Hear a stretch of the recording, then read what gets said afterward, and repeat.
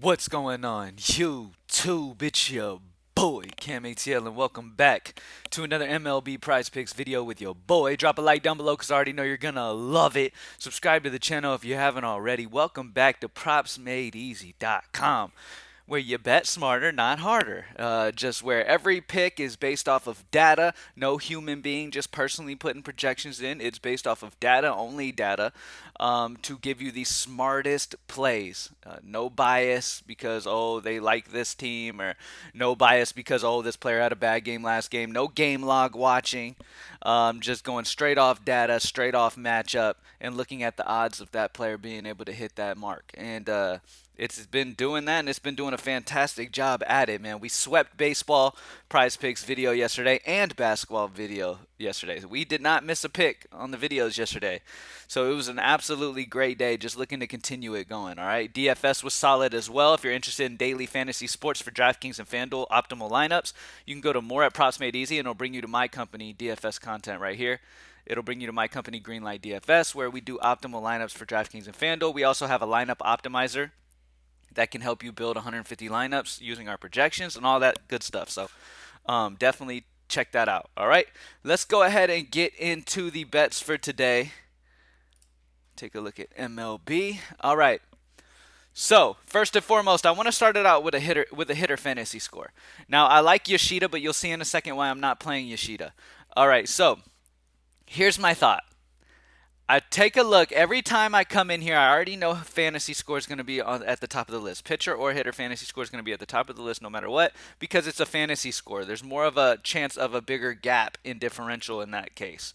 But I like to choose my favorite of the top five. And honestly, my favorite I'm leaning on is Fernando Tatis.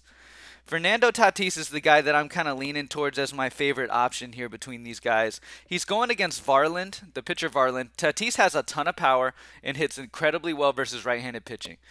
One issue Varland's having is giving up a ton of power to righties. Tatis could hit this mark by hitting a home run, or he could hit this mark by getting on base a few times. A stolen base potential. Anytime a righty's on the mound, I always look at stolen base potential for Tatis. You know, lefties are easier to catch those runners going. Runners are less quick to take off against left-handed pitchers than they are righties. So anytime a righty's on the mound, I look for Tatis to be able to steal as well.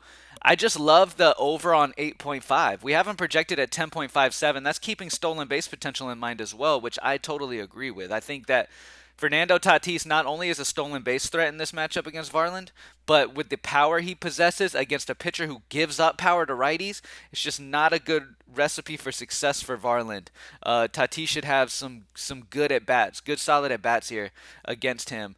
Yes, he's on the road, but I love Fernando Tatis here. I like going the over 8.5 prop line for him. It's a great spot for him. All right, there's other options as well.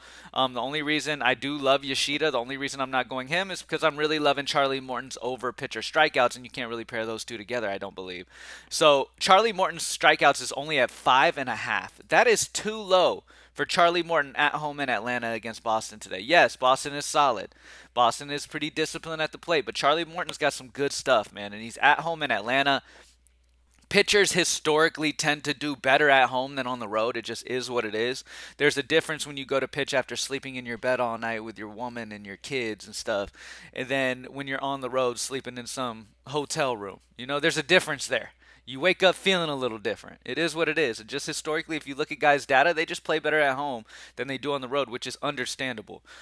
Charlie Morton's prop line only 5.5 feels like just it should be a crime. Vegas likes the over at minus 130. We haven't projected over 6, 0.9 differential for his pitcher strikeouts. So Charlie Morton over 5.5 pitcher strikeouts feels really, really good. Maybe people will avoid it because it's Boston, but they shouldn't. Charlie Morton should definitely get 6 or more here at home in Atlanta. And then obviously pay attention to weather.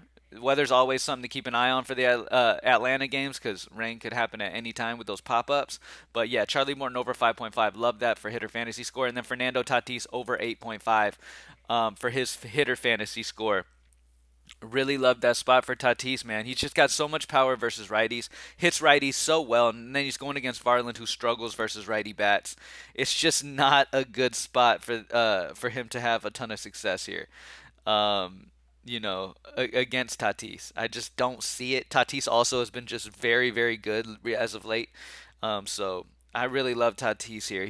I mean, to give you the exact numbers, Varland's giving up a 294 ISO and a 380 WOBA versus righties, which are not good numbers at all versus righties. And then if you look at Tatis's numbers versus right-handed pitching, 318 ISO. So huge numbers. Thank you guys for joining me as always. Let's get it. I'm out. Peace.